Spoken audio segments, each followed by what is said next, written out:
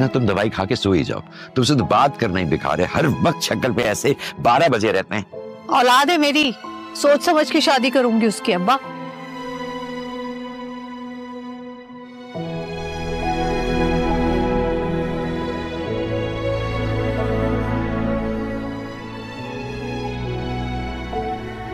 क्या यार नादिया, तुम जब आती हो मेरे लिए पता नहीं क्या क्या गिफ्ट्स उठा के ले आती हो। भाई नहीं, क्या करो, अच्छा नहीं लगता मुझे हर वक्त। और तुम जब भी मुझसे मिलने के लिए आते हो इस सफेद रंग के कली क्यों ले आते हो? नादिया, हमारी दोस्ती इस सफेद कली की तरह मानंद है, पाक, साफ और शफाफ। तुम इतनी डीप मीनिंग बातें कैसे कर लेते हो? नादिया, जब से तुम्हें देखा है ना, तुम्हारी मोहब्बत में डूब सा गया हूं, और मुझे ऐसा लगता है कि ये सब तुम्हारे हुस्न पे जादू है। Really? तुम्हें मजाक लग रहा है? I am serious. किसके साथ सीरियस हो भाई? तुम्हारे साथ। कैसा लगा मेरा मजाक?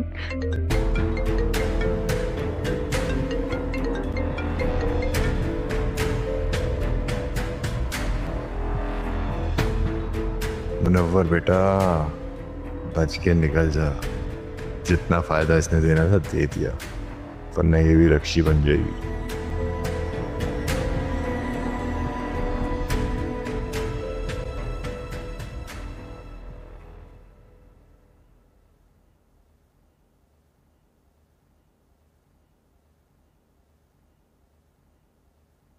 अस्सलाम वालेकुम मम्मा।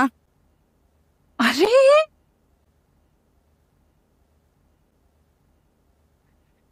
मैं तुम्हें याद कर रही थी। बैठो बैठो। क्या हाल है? कैसी हैं आप अम्मा? बिल्कुल ठीक। अकेली आई हो? हाँ अकेले आई हूँ। मुनव्वर नहीं आया साथ में? नहीं, काम था, उसको कहीं जाना था तो अकेले ही आना पड़ा। अच्छा, सास ने तो कुछ नहीं कहा? नहीं, सास ने तो कुछ नहीं कहा। अम्मा क्या बातें कर रही हैं? क्यों मूड खराब कर रही हैं अभी? क्या हो गया, खफा क्यों हो? मुनव्वर, उसने कहा है कि अपने घर जाओ और मामू से बात करो। क्या बात? बिजनेस की बात। मैं कुछ समझी नहीं। उसने कहा है कि इस घर में हिस्सा है मेरा, तो पैसे चाहिए उसे बिजनेस के लिए। ऐसे क्या देख रही हैं? बेटी का घर नहीं बसाना आपको, या फिर अपनी तरह तलाक दिलवाएंगी? क्या बकवास कर रही हो? ऐसी कैसे बात कर रही हो तुम? सही तो कह रही हूँ मैं। मामू से जाकर बात करें आप। खुद कहा था ना उन्होंने कि अगर मुनव्वर से शादी हो गई तो फिर जायदाद दे देंगे वो। पागल तो नहीं हो गए तुम? वो उन्होंने कहा था अगर मुनव्वर सारा से शादी करे, लेकिन तुमसे शादी करने पे नहीं कहा था। समझी? नहीं समझी, और ना ही मुझे समझना है। आप बस मामू से बात करें और उनसे कहें कि मुनव्वर के कारोबार के लिए पैसे दें। क्या मतलब है? मुनव्वर के पास जॉब है तो सही। लेकिन मम्मा नोटिस पीरियड पे है अभी वो, कभी भी जॉब खत्म हो सकती है उसकी। हाय अल्लाह, किस फुकरे से शादी करा दी मैंने तुम्हारी। मना भी तुम्हें करी थी पहले, लेकिन नहीं, तुमने तो नहीं सुननी मेरी। हाँ ठीक है, तो नहीं सुनी ना मैंने आपकी बात, लेकिन आप मेरी बात कान खोलकर सुन लें। आपको मामू को ये बात लाजमी कहनी है कि मुनव्वर के साहब। नहीं, आप बस आदिल से कह दीजिएगा। हाँ, वही देख रहा है सारे कारोबारी मामला, उसी ने आपका चेक रिलीज कराया था, तो आप आदिल से बात कर लें, मुझे कॉल। हाँ, मुझे जरूरत नहीं है ना, वो आदिल कर लेगा। ओके। अस्सलाम वालेकुम मामू, कैसे हैं आप? वालेकुम अस्सलाम। मियाँ कहाँ है तुम्हारा? जी वो आया था, छोड़कर चला गया, काम पर जाना था ना इसलिए। जी भाईजान, वो असल में मैंने बुलाया था, बस याद आ रही थी ना रक्षी की। अगर बेटी की याद आया करे तो जाके मिलाया करो, उन लोगों को भी लगे कि यहाँ कोई फिक्र करने वाला है। मामू पहली बार तो आई हूँ।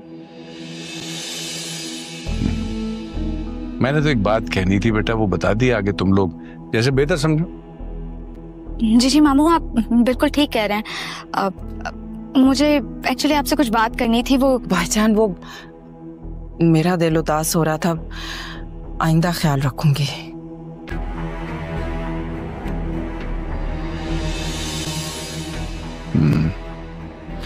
ये लो, ये रखो अपने पास, पहली बार घर आई हो, ले लो, पकड़ो। शादी के बाद बेटियां घर आई पहली बार तो खाली हाथ जाते हुए अच्छा नहीं लगता। शुक्रिया मामू। मामू वो मैं कह रही थी आपसे कि भाईजान, ये इस तकल्लुफ की क्या जरूरत, सब कुछ आपने ही तो दिया है मेरे बच्चों को। नहीं, इसकी शादी में सारा खर्चा तो उसके बाप ने किया है ना, तो मैं तो अभी कुछ कर सकता था, सो मैंने कर दिया। चल, खुश रहो। देखा, शादी में तुम्हारे बाप ने जो खर्चा किया ना, उसकी वजह से जो मिन्नत था वो भी डूबता नजर आ रहा है। मुझे कुछ नहीं पता। आप मामू से बात करेंगी और उनसे कहेंगी कि वो मुनव्वर की बिजनेस के लिए पैसे दें, बस। अच्छा, बस करो, सुन लेंगे भाईजान। रक्षी, अस्सलाम वालेकुम। कैसी हो? मैं बिल्कुल ठीक, आप कैसे हैं? मामू जान बड़ी तारीफ कर रहे थे आपकी कि बड़े अच्छे से बिजनेस संभाला हुआ है आपने। ये सब मामू ने ही सिखाया था। कभी तो एहसान मंदी से बाहर निकल कर सोच लिया करो। सही तो कह रही है, भाईजान को अपना फर्ज। हाँ, और उन्होंने अपना फर्ज पूरा किया है। अच्छा, तो फिर मुनव्वर को अपने ऑफिस में जॉब क्यों नहीं दे सकते वो? मुनव्वर ने मामू से बात की है क्या? रक्षी, नाजी तुम्हारा वेट कर रही है तुम्हारे वाले कमरे में, तुम जाओ, उसे जाके मिल लो। मैं मिल लेती हूँ नाजी से, लेकिन पहले आप मुझे बात करने दें। अपने भाई से तो आपने बात करने दी नहीं, एटलीस्ट मैं अपने भाई से तो बात कर लूं। भाई देखें, मैं बस इतना चाहती हूँ कि मेरा शौहर मामू के बिजनेस में हाथ बटाए, या फिर मामू उसे कोई बिजनेस करवा के दे दें, इन्वेस्ट ही कर दें एटलीस्ट। मुनव्वर का कोई एक्सपीरियंस है बिजनेस में? करवाने वाले तो बने, एक्सपीरियंस भी हो ही जाएगा। ठीक है, जो मैं कर सकता मैं कर दूंगा। ठीक है, थैंक यू। मैं नाजी से मिलके आती हूँ।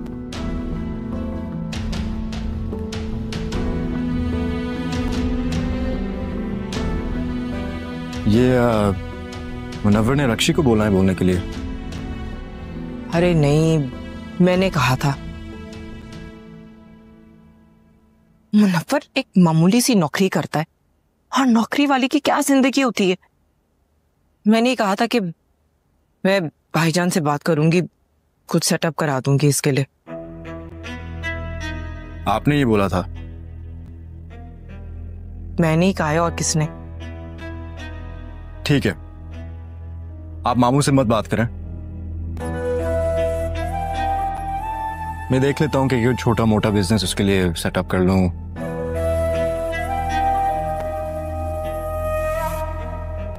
आपसे एक बात करनी थी। हाँ कहो। आप मामू से बात करेंगे? क्या मतलब? अभी तुम कह रहे हो बात ना करो, अभी तुम कह रहे हो बात करो, क्या कहना चाह रहे हो? मैं अब अपना और सारा की बात कर रहा हूं। आदिल, मैं तुम्हें कितनी बार कह चुकी हूं उस लड़की से दूर रहो। तो हाथ धो के पीछे पड़ गई तुम्हारे। वो मेरे पीछे नहीं पड़ गई, बल्कि आपका बेटा अब उसके पीछे पड़ गया है। उसके पीछे पड़े रहोगे ना तो जिंदगी में ही पीछे रह जाओगे। क्या हो गया आपको? पहले तो आप चाहती थी कि मैं सारे से शादी करूं, अब मैं कह रहा हूं और आप। हाँ मैं चाहती थी, लेकिन अब मैं नहीं चाहती हूँ। मैंने कह दिया तो कह दिया, बस।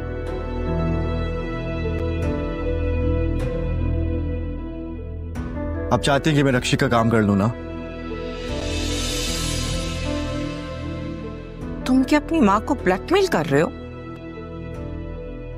ब्लैकमेल नहीं कर रहा हूं मैं, बस कह रहा हूं आपको ही बात करनी होगी मामा। आदिल, सारा अब वो लड़की नहीं रही है, तुम भूल जाओ उसे। मैं अपने बेटे के लिए बहुत अच्छी एक मुझे अच्छी नहीं चाहिए, मुझे सारा ही चाहिए। देखो, पहले मैं शायद भाईजान को मना सकती थी, लेकिन रक्षी की शादी पे जो तमाशा हुआ है ना, अब वो हरगिज मेरी बात नहीं मानेंगे। आपकी बात ना सुने मामू। मामा प्लीज, हम सब जानते हैं इस घर में सिर्फ आपकी बात सुनते हैं। हाँ, लेकिन जब से वो सारा 2 बार घर से भागकर वापस आई है ना, अब वो किसी की नहीं सुनते, वो सिर्फ सारा की ही सुनते हैं, उल्टा हमें सुनाते हैं। लेकिन मामा आपको ये बात करनी होगी।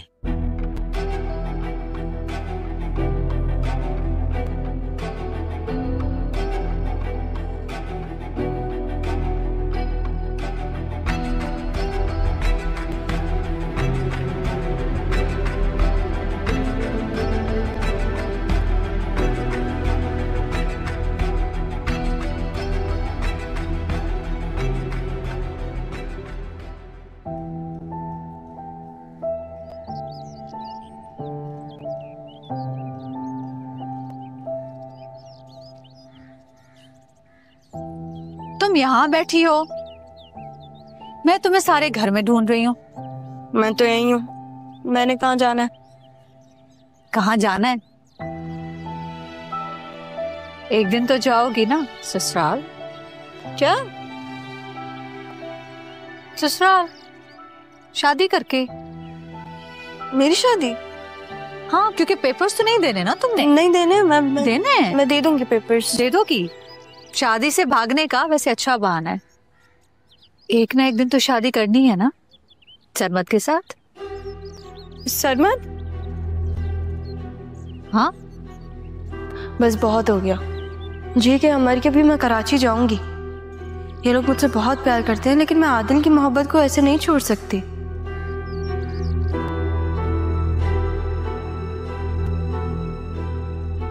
मामा मुझे अभी थोड़ा टाइम चाहिए, मैं रेडी नहीं हूँ।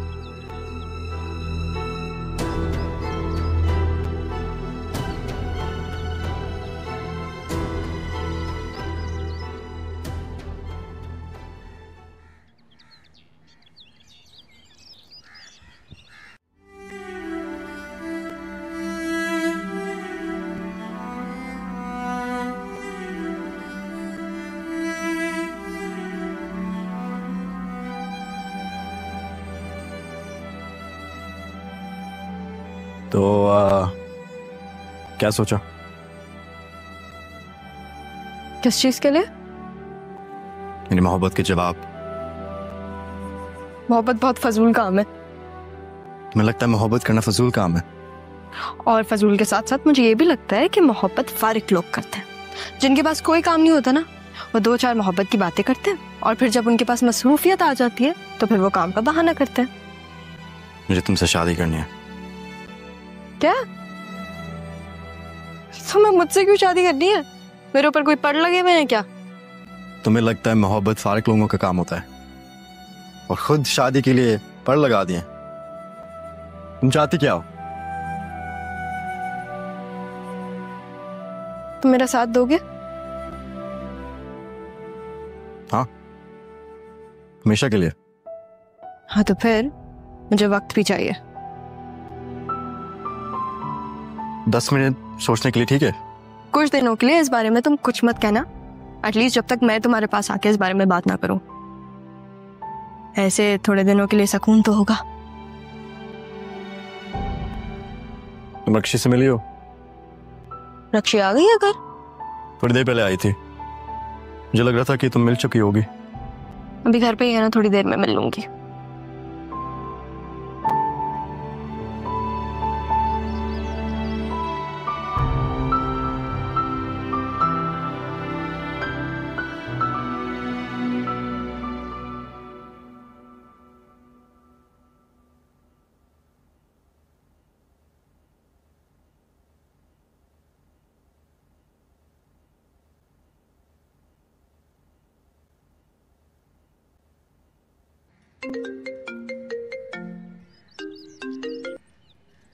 क्या मसला है तुम्हें सरमद?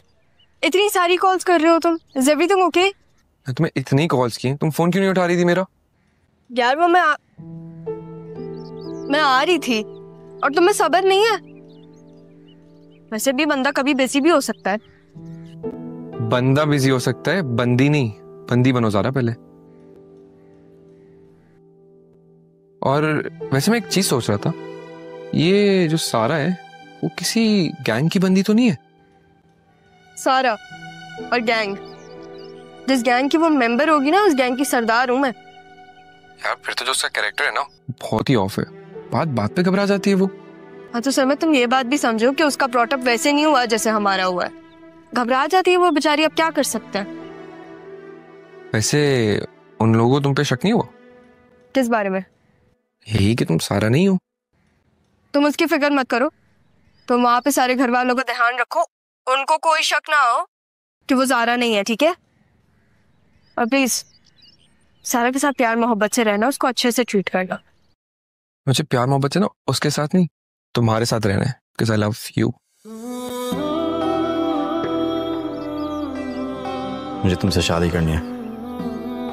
हम शादी कर लेंगे। क्या तुम सीरियस हो? मैं अभी अम्मा से बात कर रहा हूँ। एक सेकंड, किस बारे में? यही हमारी शादी की और किसकी? सर तुम पागल तो नहीं हो? तुम बात को समझो। हर एक तो तुम बात नहीं समझते। मैंने ना सब समझ लिया और तुम मुझे अब इनकार भी नहीं कर सकती, और अगर इनकार किया ठीक है सीधा कराची आ जाऊंगा फिर मैं। तुम्हें समझ नहीं आता मैं क्या कह रही हूँ? मेरी समझ जो है ना वो तुम तक ही है। यार सर मैं तुम्हारे जो दिल में आता है ना तुम वो करो। अभी मैं कॉल रख रही हूँ।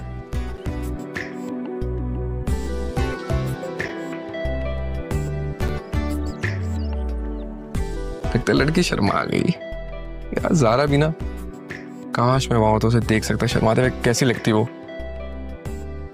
अब क्या करूं?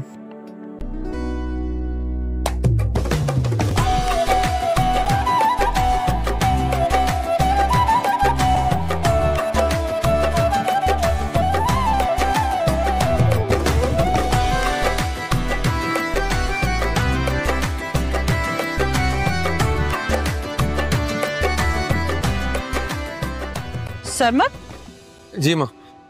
कहाँ फिर से दादा की तरफ जा रहे हो? जरूर फिर से कोई ना कोई तमाशा हुआ होगा। तमाशा होना जरूरी है कोई? आपकी औलाद आज खुश है। वो किस लिए? वो इसलिए कि अरे भाई क्या बात है, ये माँ बाप को इतना मक्खन क्यों लगाया जा रहा है दादा के घर जाने के लिए? इससे पहले तो तुमने कभी ऐसा फोर्स नहीं किया हमें। बाबा वो, हाँ बोलो क्या बात है? मैं खुद चला जाऊं या आप लोग आ रहे? नहीं नहीं, हम भी चलते हैं ना साथ में। सारा ने जरूर कुछ ना कुछ खाने के लिए बनाया होगा।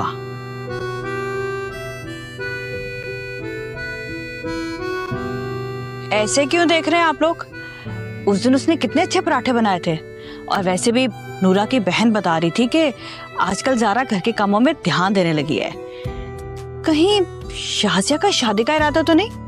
भाई शाजिया का तो मुझे नहीं पता, लेकिन हमारे बेटे का इरादा लग रहा है। क्यों? अच्छा, तभी मैं कहूं।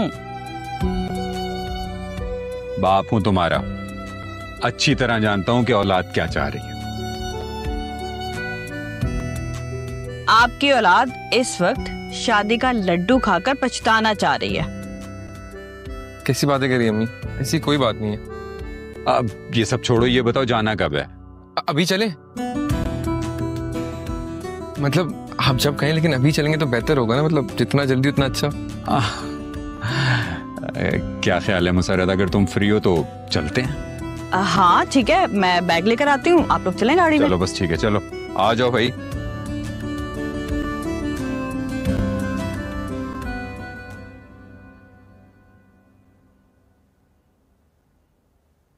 मी कुछ खाने को है, मुझे बहुत भूख लग रही है। क्या बना रही हैं आप? मेरा दिमाग खाने के बाद भी तुम्हें भूख लग रही है? क्या हो गया? मैंने क्या किया है? मैंने तुमसे कहा है ना कि आदिल से दूर रहो। एक तो अम्मी मुझे ये बात समझ में नहीं आती। जब मैं आई थी तब आपने मुझे कहा था कि अगर मुझे मदद चाहिए हो तो मैं आदिल के पास जाऊं, वो अच्छा लड़का है। तो मैंने अब भी ये नहीं कहा कि वो बुरा लड़का है, लेकिन उसकी माँ फरहत है।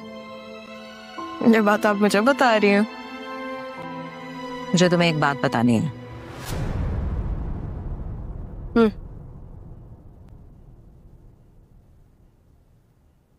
तुम्हारे माँ बाप को अलग करने में आदिल की माँ का हाथ।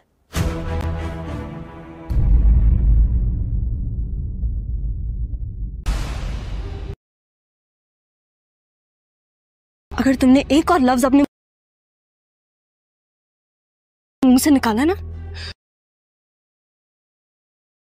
तो एक लफ्ज बोलने के काबिल भी नहीं रहोगी तुम। मेरी माँ इस घर से भागी नहीं थी, समझी? सारा क्या हो गया? छोड़ दो, बच्ची है वो यार। बच्ची है ना, इसको कहो बच्ची बन के रहे। अगर इसने मेरे या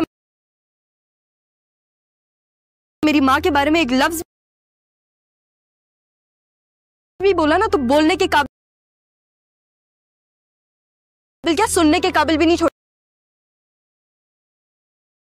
मैं इसे। एक तरफ आप कहते हैं तब्दीली अच्छी चीज है, फिर आप कह रहे हैं कि हाँ तो तब्दीली अच्छी चीज होती है, लेकिन इसका मतलब ये थोड़ी है कि बंदे का बंदा ही बदल जाए।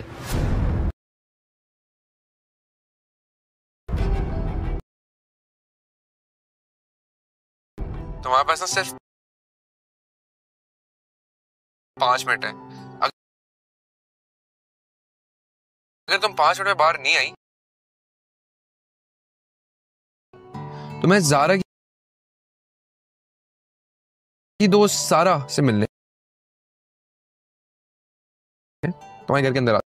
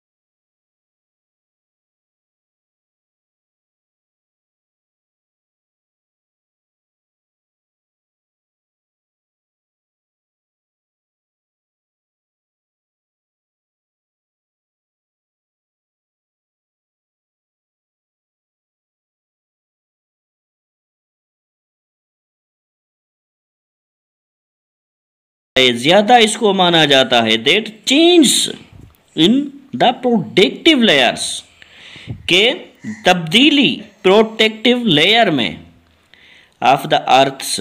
अब बिलीव्ड से पहले आ जाए, सेकंड फॉर्म इस्तेमाल है या थर्ड फॉर्म, क्योंकि बिलीव, बिलीव्ड, बिलीव्ड इससे पहले आएंगे। इससे पहले आपको हेल्पिंग वर्ब मिला नहीं है, नहीं मिला, मतलब इट इज़ वाइडली, यहाँ पर इट इज़, ये हेल्पिंग वर्ब मिल गया, वाइडली बिलीव्ड, इज लगा हुआ है, मतलब ये वाइडली बिलीव किया जाता, तो ये बिल्कुल करेक्ट है, क्योंकि यहाँ इज है, उसके बाद वाइडली बिलीव्ड है।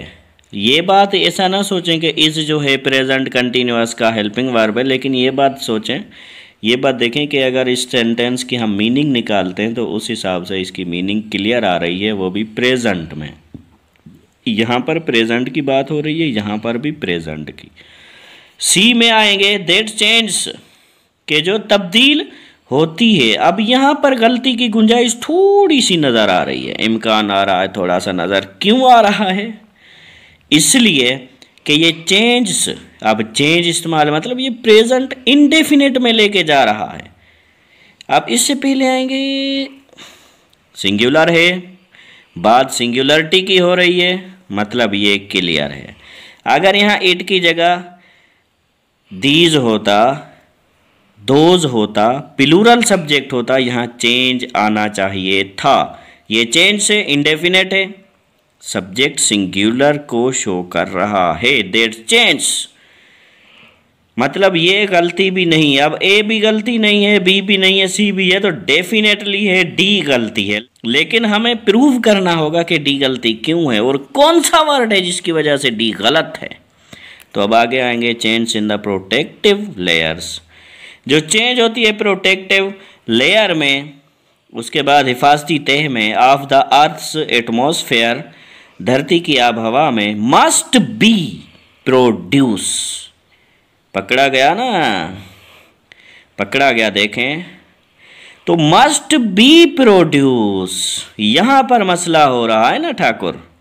तो मस्ट बी प्रोड्यूस्ड, यानी मस्ट बी प्रोड्यूस्ड, बी लगा है, जैसे it will be proved, it will be proving.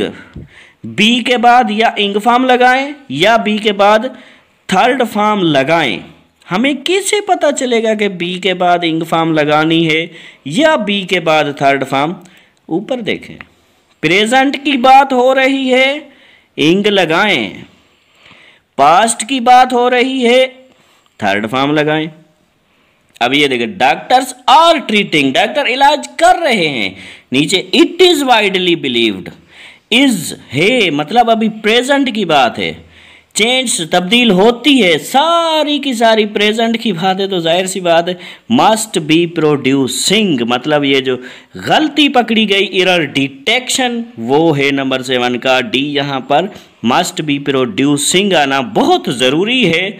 अगर यहाँ पर होता doctors were treating, it was widely, फिर यहाँ होता must be produced.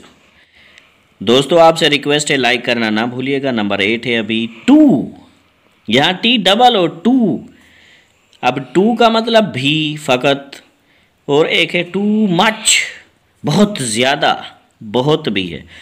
Too much water max, अब यहाँ पर है टू मच वाटर, बहुत ज़्यादा पानी, मेक्स, अब यहाँ पर मेक्स बनाता है, क्या बनाता है? प्लांट्स टर्निंग ब्राउन, प्लांट्स को ब्राउन करता है। On the edges of their leaves, उनके पत्तों के एजेस को, यानी बहुत ज़्यादा पानी प्लांट्स के पत्तों के एजेस को ब्राउन करता है। अब गलती पकड़ेंगे, गलती पकड़ने की ट्रिक क्या है? ए पे आ जाएं सबसे पहले, फिर बी पे जाएं, फिर सी पे, फिर डी पे। ए से पहला वर्ड देखें, बी से पहला, सी से पहला, डी से पहला।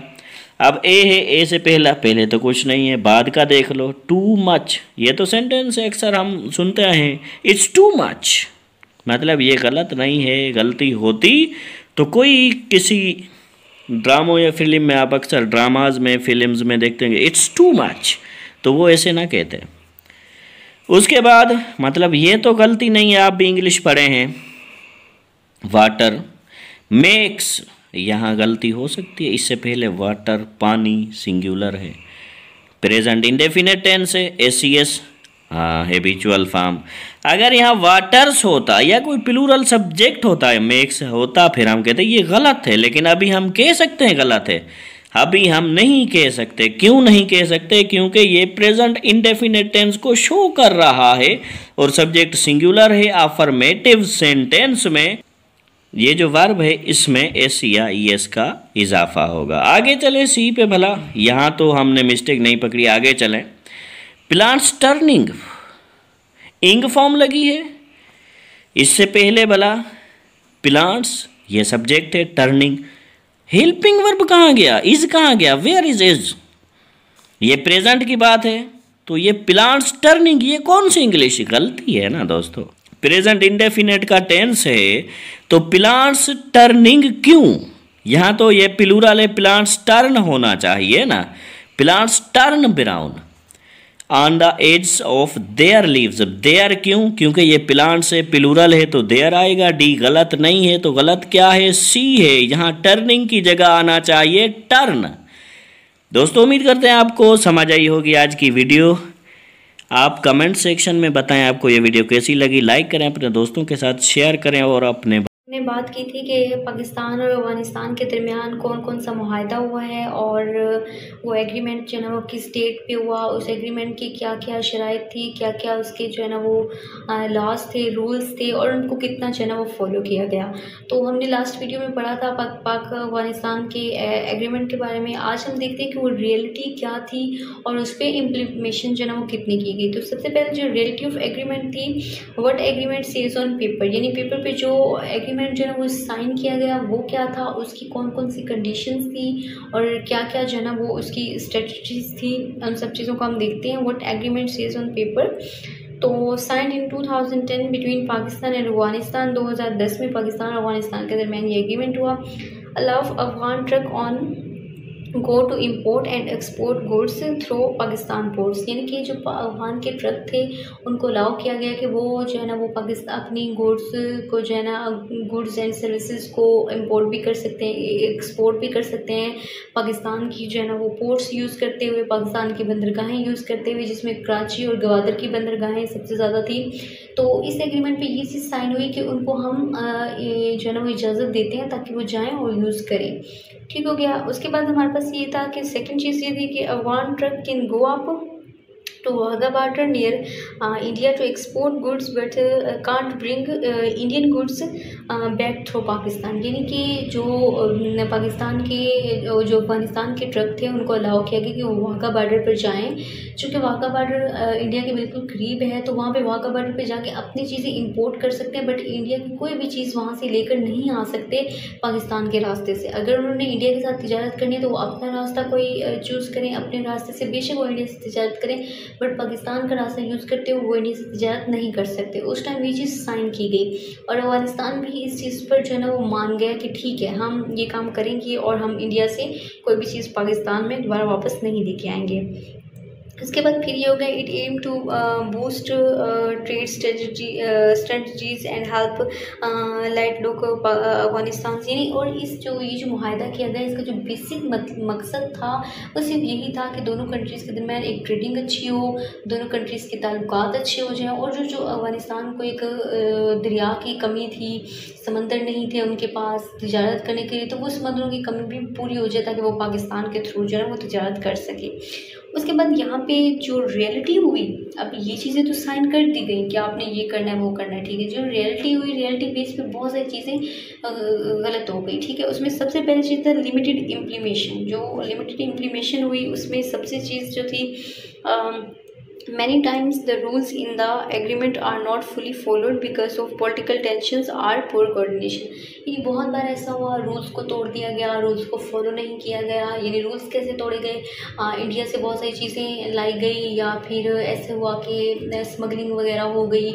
बहुत सारी जो है वो चीज़ें जो अफगानिस्तान सेल करना चाहता था वो दोबारा पाकिस्तान में सीक्रेटली सेल की गई, और इससे पाकिस्तान के बिजनेसेस को बहुत ज़्यादा नुकसान हुआ, पाकिस्तान की गवर्नमेंट को नुकसान हुआ, क्योंकि टैक्सेस के जो पैसे थे वो ऑफ कोर्स ऐसी चीज़ों पर टैक्स नहीं लग सकता, तो गवर्नमेंट के लिए भी बहुत ज़्यादा नुकसानदेह था। तो ये चीज़ें हुई गई कि लिमिटेड इम्प्लीमेशन हुई, और रूल्स को बहुत बार जो है ना वो फुली फॉलो नहीं किया गया और रूल्स को ब्रेक किया गया। अच्छा, सेकंड चीज़ वही चीज़ आ गई, smuggling and cooperations goods meant for Afghanistan often return illegally into Pakistan hurting local marketing. यानी कि जो गुड्स थी, जो सर्विसेज थी, जो अफगानिस्तान ने सेल करनी थी वो पाकिस्तान में ही सेल कर दी जाती थी। वही बात जो मैं आप लोगों को ऑलरेडी बता चुकी हूँ कि पाकिस्तान में सेल कर दी जाती थी, जिससे पाकिस्तान के लोकल बिजनेस भी बहुत हर्ट होते थे और गवर्नमेंट के लिए भी ये चीज़ बहुत ज़्यादा हर्टिंग थी। Strict checks and delays. अच्छा, trucks are often face long waits times, paperwork issue और security checks causing delay and extra costs. तो यहाँ पे वही चीज़ आ गई कि बहुत ज़्यादा लोकल इश्यूज जो ना हो जाते थे ट्रक्स की सिक्योरिटी के लिए, क्योंकि रास्ते इस तरह के थे और ट्रक बहुत ज़्यादा होते थे, तो उनकी सिक्योरिटी के लिए बहुत ज़्यादा लंबा टाइम लग जाता था, जिसमें बहुत ज़्यादा वक्त जो है ना वो वेस्ट होता था और एक्स्ट्रा कॉस्ट लगती थी। आप सोचें, जो ट्रक जो है ना वो 2 दिन में वापस आना था सामान लेकर, और अगर उसको 10 दिन लग गए हैं सिक्योरिटी चेक में, तो उससे जो है ना वो बहुत प्रॉब्लम, टाइम भी वेस्ट होता था, मज़ीद पैसा भी वेस्ट होता था, और वो जो लोग थे ड्राइवर्स वगैरह उनके खाने पीने के तो एक्स्ट्रा जो है ना वो कॉस्ट आ जाती थी। तो और सिक्योरिटी इश्यूज बहुत ज़्यादा थे, क्योंकि एक ट्रक को इतने इतने दिन वेट करना पड़ता था, और जो पेपर वर्क इशू था वो चीज़ें, तो वो सारी चीज़ें ना बहुत ही उस वजह से जो ना वो डिले हुई, और ये भी कोई अच्छी बात नहीं थी उनकी तिजारत के दरम्यान। नो एक्सेस फॉर इंडिया, वही बात होगी, इंडिया के लिए कोई एक्सेस नहीं थी। And trust issue, political and security issues have a lack of trust issues, so both countries are hesitate to fully cooperate. यानी कि बोथ कंट्रीज़ के दरमियान जो ना बहुत ज़्यादा ट्रस्ट इशूज़ आ गए थे, जिस वजह से दोनों कंट्रीज़ जो है ना वो बहुत ज़्यादा हेजिटेट करते हैं फुली ट्रस्ट करने पर। मतलब पाकिस्तान जो है वो फुली अफगानिस्तान पर ट्रस्ट नहीं कर सकता, अफगानिस्तान फुली पाकिस्तान पर ट्रस्ट नहीं करता।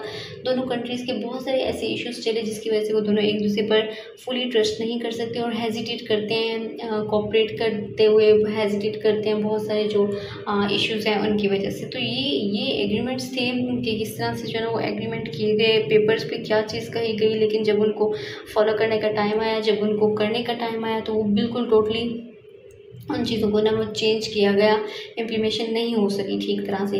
तो यही वजह है कि पाकिस्तान और अफगानिस्तान के जो ताल्लुकात हैं, जो पॉलिटिकल इश्यूज़ हैं वो अभी तक चल रहे हैं, और उन पर जो है ना वो बहुत बार कोशिश की गई उनको सेट करने की, लेकिन वो जो है ना वो बिल्कुल भी वो चीज़ें अभी तक भी सेट नहीं हो सकी। ने बात की थी कि पाकिस्तान और अफगानिस्तान के दरमियान कौन कौन सा मुआहदा हुआ है, और वो एग्रीमेंट जो है ना वो किस डेट पे हुआ, उस एग्रीमेंट की क्या क्या शराइत थी, क्या क्या उसके जो है ना वो लॉज थे, रूल्स थे, और उनको कितना जो है ना वो फॉलो किया गया। तो हमने लास्ट वीडियो में पढ़ा था पाक अफगानिस्तान के एग्रीमेंट के बारे में। आज हम देखते हैं कि वो रियलिटी क्या थी और उस पर इम्प्लीमेशन जो है ना वो कितनी की गई। तो सबसे पहले जो रियलिटी ऑफ एग्रीमेंट थी, what agreement says on paper, यानी पेपर पे जो एग्रीमेंट जो है ना वो साइन किया गया वो क्या था, उसकी कौन कौन सी कंडीशंस थी और क्या क्या जो है ना वो उसकी स्ट्रेटजीज थी, उन सब चीज़ों को हम देखते हैं। What agreement says on paper, तो signed in 2010 between Pakistan and Afghanistan, 2010 में पाकिस्तान और अफगानिस्तान के दरमियान ये एग्रीमेंट हुआ। Allow Afghan truck on go to import and export goods through Pakistan ports, यानी कि जो अफगान के ट्रक थे उनको अलाउ किया गया कि वो जो है ना वो पाकिस्तान अपनी गुड्स को जो है ना गुड्स एंड सर्विसेज को इम्पोर्ट भी कर सकते हैं, एक्सपोर्ट भी कर सकते हैं पाकिस्तान की जो है ना वो पोर्ट्स यूज़ करते हुए, पाकिस्तान की बंदरगाहें यूज़ करते हुए, जिसमें कराची और गवादर की बंदरगाहें सबसे ज़्यादा थी। तो इस एग्रीमेंट पे ये चीज़ साइन हुई कि उनको हम जो है ना वो इजाज़त देते हैं ताकि वो जाएँ और यूज़ करें। ठीक हो गया। उसके बाद हमारे पास ये था कि सेकंड चीज़ ये थी कि Afghan truck can go up to Wagah border near India to export goods but can't bring Indian goods back through Pakistan, यानी कि जो पाकिस्तान के जो अफगानिस्तान के ट्रक थे उनको अलाउ किया गया कि वो वाघा बॉर्डर पर जाएं, चूँकि वाघा बॉर्डर इंडिया के बिल्कुल करीब है, तो वहाँ पे वाघा बॉर्डर पे जाके अपनी चीज़ें इंपोर्ट कर सकते हैं, बट इंडिया की कोई भी चीज़ वहाँ से लेकर नहीं आ सकते पाकिस्तान के रास्ते से। अगर उन्होंने इंडिया के साथ तिजारत करनी है तो वो अपना रास्ता कोई चूज़ करें, अपने रास्ते से, बेशक वो इंडिया से तिजारत करें, बट पाकिस्तान का रास्ता यूज़ करते हुए वो इंडिया से तजारत नहीं कर सकते। उस टाइम ये चीज़ साइन की गई और अफगानिस्तान भी इस चीज़ पर जो है ना वो मान गया कि ठीक है, हम ये काम करेंगे और हम इंडिया से कोई भी चीज़ पाकिस्तान में दोबारा वापस नहीं लेके आएंगे।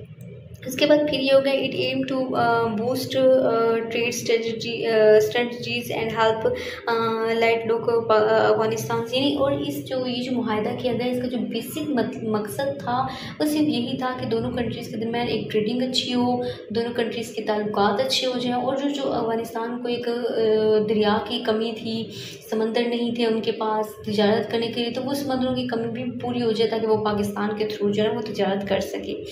उसके बाद यहाँ पे जो रियलिटी हुई, अब ये चीज़ें तो साइन कर दी गई कि आपने ये करना है वो करना है, ठीक है। जो रियलिटी हुई, रियलिटी बेस पे बहुत सारी चीज़ें गलत हो गई, ठीक है। उसमें सबसे पहले चीज़ था लिमिटेड इम्प्लीमेशन। जो लिमिटेड इम्प्लीमेशन हुई उसमें सबसे चीज़ जो थी, many times the rules in the agreement are not fully followed because of political tensions or poor coordination। यानी बहुत बार ऐसा हुआ, रूल्स को तोड़ दिया गया, रूल्स को फॉलो नहीं किया गया। यानी रूल्स कैसे तोड़े गए, इंडिया से बहुत सारी चीज़ें लाई गई, या फिर ऐसे हुआ कि स्मगलिंग वगैरह हो गई। बहुत सारी जो है वो चीज़ें जो अफगानिस्तान सेल करना चाहता था वो दोबारा पाकिस्तान में सीक्रेटली सेल की गई, और इससे पाकिस्तान के बिजनेसेस को बहुत ज़्यादा नुकसान हुआ, पाकिस्तान की गवर्नमेंट को नुकसान हुआ, क्योंकि टैक्सेस के जो पैसे थे वो ऑफ कोर्स ऐसी चीज़ों पर टैक्स नहीं लग सकता, तो गवर्नमेंट के लिए भी बहुत ज़्यादा नुकसानदेह था। तो ये चीज़ें हुई गई कि लिमिटेड इम्प्लीमेशन हुई और रूल्स को बहुत बार जो है ना वो फुली फॉलो नहीं किया गया और रूल्स को ब्रेक किया गया। अच्छा, सेकंड चीज़ वही चीज़ आ गई, smuggling and cooperations goods made for Afghanistan often return illegally into Pakistan hurting local marketing. यानी कि जो गुड्स थी, जो सर्विसेज थी, जो अफगानिस्तान ने सेल करनी थी वो पाकिस्तान में ही सेल कर दी जाती थी। वही बात जो मैं आप लोगों को ऑलरेडी बता चुकी हूँ कि पाकिस्तान में सेल कर दी जाती थी, जिससे पाकिस्तान के लोकल बिजनेस भी बहुत हर्ट होते थे और गवर्नमेंट के लिए भी ये चीज़ बहुत ज़्यादा हर्टिंग थी। Strict checks and delays. अच्छा, trucks are often face long waits times, paper work issue और security checks causing delay and extra cost. तो यहाँ पे वही चीज़ आ गई कि बहुत ज़्यादा लोकल इश्यूज जो ना हो जाते थे ट्रक्स की सिक्योरिटी के लिए, क्योंकि रास्ते इस तरह के थे और ट्रक बहुत ज़्यादा होते थे, तो उनकी सिक्योरिटी के लिए बहुत ज़्यादा लंबा टाइम लग जाता था, जिसमें बहुत ज़्यादा वक्त जो है ना वो वेस्ट होता था और एक्स्ट्रा कॉस्ट लगती थी। आप सोचें, जो ट्रक जो है ना वो 2 दिन में वापस आना था सामान लेकर, और अगर उसको 10 दिन लग गए हैं सिक्योरिटी चेक में, तो उससे जो है ना वो बहुत प्रॉब्लम, टाइम भी वेस्ट होता था, मज़ीद पैसा भी वेस्ट होता था, और वो जो लोग थे ड्राइवर्स वगैरह उनके खाने पीने के तो एक्स्ट्रा जो है ना वो कॉस्ट आ जाती थी।